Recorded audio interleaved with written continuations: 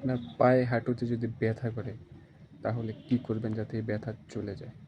আমরা যারা ইয়াং আছি আমরা যদি চাই আমাদের পায়ে ব্যথা না হোক, কোনোভাবে পায়ে কোনো সমস্যা না হোক, তার জন্য আমরা যে হাঁটাহাঁটি করি, দৌড়াদৌড়ি করি, তার জন্য যাতে আমাদের পা যাতে সুস্থ থাকে, ভালো থাকে, তার জন্য আমাদের পা মুভ করতে হবে।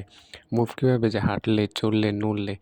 কিন্তু যদি আমাদের ইয়াং বয়সে যদি পায়ে ব্যথা করে তাহলে একটা সমস্যার কারণে এই ব্যথা শুরু হয়, তা হচ্ছে শুধুমাত্র একটা কারণে, যা হচ্ছে কাজের কারণে।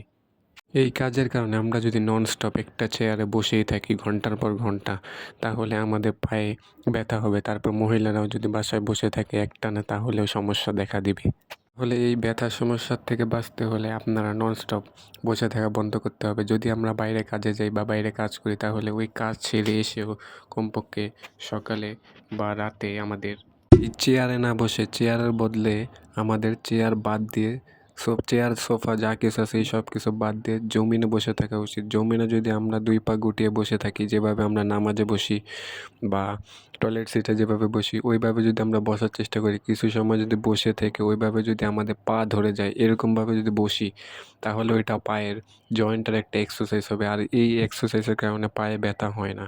কারণ এটা সুন্নত দ্বারা প্রমাণিত। নবীজি সবসময় নামাজ পড়তেন, যার কারণে উনি নফল নামাজ পড়তেন, নফল ইবাদত করতেন, তাই উনি জমিনে বসতেন, তো ওনার পায়ে কখনো ব্যথা বা কোনো সমস্যা দেখা যায়নি। তো আমাদের এইভাবে জমিনে বসা উচিত, জমিনে বসে কাজ করা উচিত। তারা চেষ্টা করবেন যে জমিনে বসে কাজকর্ম করতে, আরাম বেডে শুয়ে করবেন। কাজকর্ম ছাড়া যদি এই চেয়ার আপনি বসা থেকে বিরত থাকতে পারেন, চেয়ার বাদ দিতে পারেন, তার বদলে জমিনে বসতে পারেন, তাহলে 100% কোনো ওষুধ মেডিসিন ছাড়াই আপনার ব্যথা ভালো হয়ে যাবে ইনশাল্লাহ।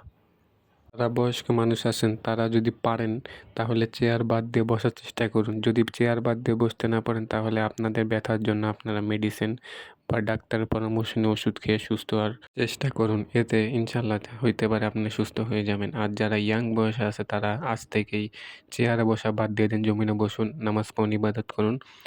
আর যদি কাজে যান তো কাজ করার পরে এসে অবশ্যই চেয়ারে বসুন, চেয়ারে বসা বাদ দিন। আর চেয়ারে বসা বাদ দিয়ে জমিনে বসুন, এতে অটোমেটিক আপনার পায়ের ব্যথা, গোড়ালির ব্যথা সব কিছু ঠিক হয়ে যাবে।